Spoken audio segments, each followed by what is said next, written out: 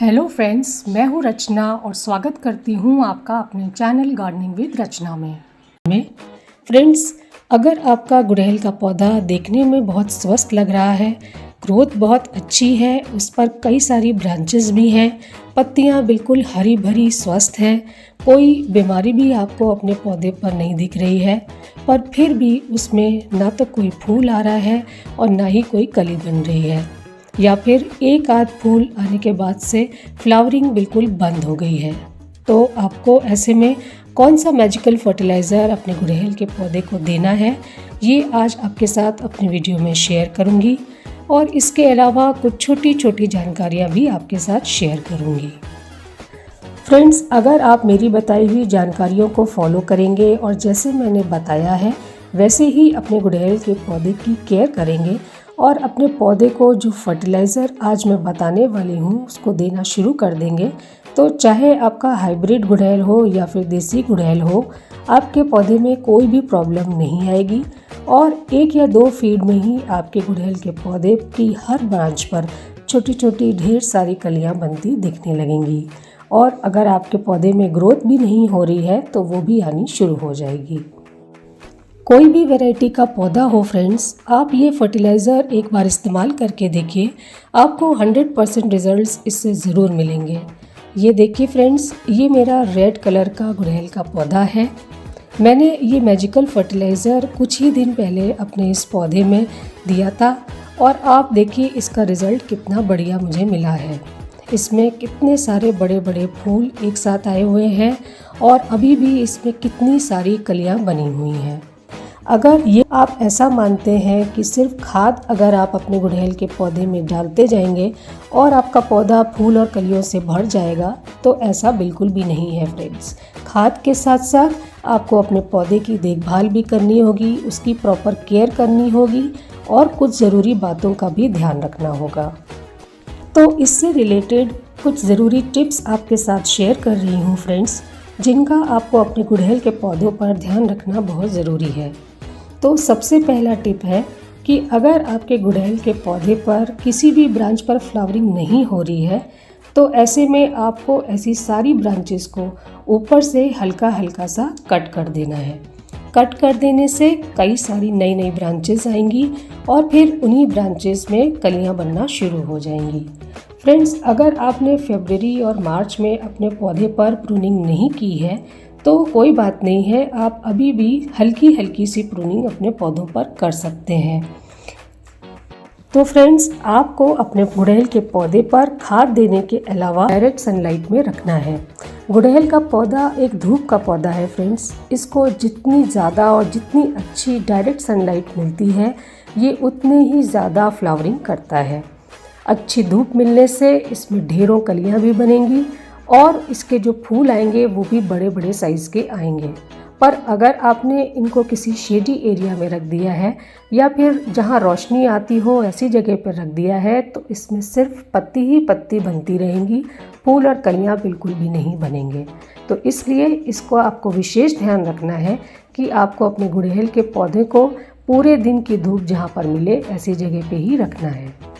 Next tip है कि आपको अपने गुड़हल के पौधे की मिट्टी में पानी का संतुलन बनाकर रखना बहुत ज़रूरी है।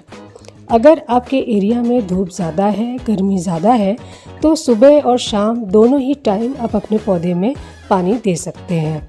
पर इसका भी ध्यान रखना है फ्रेंड्स कि आपके गुड़हल के पौधे की मिट्टी हमेशा मॉइस्ट कंडीशन में ही रहे, ना ही वो ज़्यादा गीली रहे और ना ही वो ज़्यादा सूखी रहे, क्योंकि गुड़हल का पौधा मॉइस्ट मिट्टी में ही अच्छे से फ्लावरिंग करता है।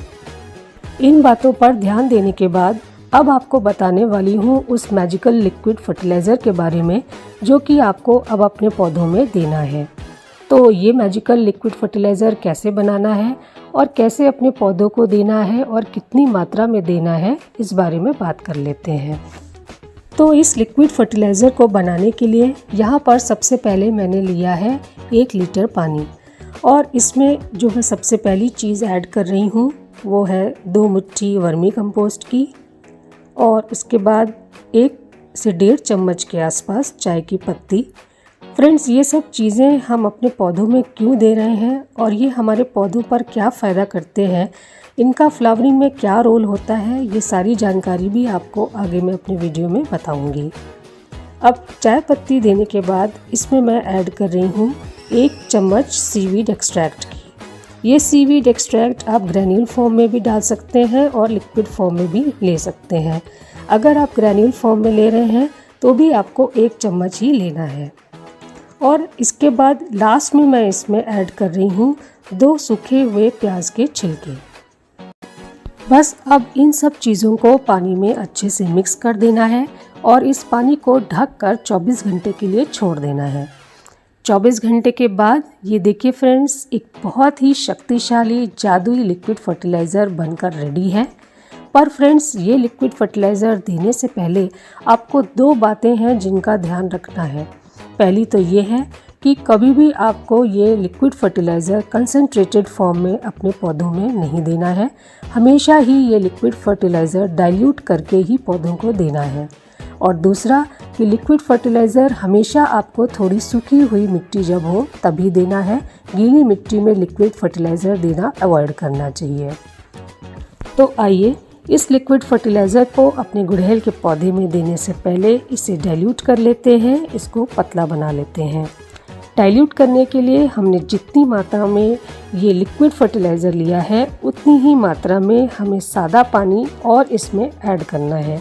मतलब अगर आपके पास 1 लीटर लिक्विड फर्टिलाइज़र है तो इसमें आपको 1 लीटर सादा पानी और मिलाना है। देखिए जैसे मैंने इसको पतला बना लिया है। और अब ये डाइल्यूटेड लिक्विड फर्टिलाइज़र बिल्कुल रेडी है अपने गुड़हल के पौधों में देने के लिए। अगर मात्रा की बात करें फ्रेंड्स, तो 10 इंच के गमले में आपको 100 से 150 ml के आसपास ही ये फर्टिलाइज़र डालना है, उससे ज़्यादा नहीं। तो आइए फ्रेंड्स, अब जानते हैं कि हमने जो भी चीज़ें ये लिक्विड फर्टिलाइज़र बनाने के लिए इस्तेमाल की हैं उनके हमारे पौधे पर क्या फ़ायदे होते हैं, कैसे ये हमारे गुड़हल के पौधे पर ढेरों फूल और कलियाँ खिलाने में मदद करते हैं। तो सबसे पहले जो चाय की पत्ती हमने इस्तेमाल की है उसमें नाइट्रोजन की भरपूर मात्रा होती है, जो कि पौधे पर प्रूनिंग यदि आप करते हैं तो उसके बाद नई ग्रोथ लाने में और पौधे को हरा भरा और स्वस्थ बनाकर रखने में मदद करेगी। प्लस चाय की पत्ती गुड़हल की मिट्टी को नेचुरल तरीके से एसिडिक और भुरभुरी बनाकर रखती है, जो कि गुड़हल के पौधे में फूल और कली खिलाने के लिए बहुत ही ज़्यादा आवश्यक होता है। फिर इसके बाद जो हमने सीवीड एक्सट्रैक्ट यूज़ किया था वो हमारे पौधे में सारे माइक्रो और मैक्रो न्यूट्रिएंट्स की ज़रूरतों को पूरा करता है। सीवीड एक्सट्रैक्ट फ्रेंड्स 100% ऑर्गेनिक होता है। ये आपके पौधे की ओवरऑल ग्रोथ को बैलेंस करता है और पौधे को स्वस्थ बनाकर पौधे पर नई नई कलियां लाने के लिए तैयार करता है। ये लिक्विड फर्टिलाइज़र आपको हर 15 दिन के गैप में अपने गुड़हल के पौधे को देते रहना है और जो टिप्स मैंने आपको बताई हैं उनको भी फॉलो करते रहना है। अगर आप ऐसा करते हैं तो निश्चित ही आपके गुड़हल के पौधे में अगर फ्लावरिंग नहीं हो रही थी तो वो शुरू हो जाएगी और देखते ही देखते अनगिनत फूल और कलियाँ आपके पौधे पर खिलने लगेंगे। तो उम्मीद करती हूँ फ्रेंड्स आपको मेरा आज का ये वीडियो पसंद आया होगा। अगर पसंद आया तो काइंडली मुझे लाइक करें और अगर आप मेरे इस चैनल पर नए हैं तो काइंडली मुझे सब्सक्राइब करें। Okay friends, thank you.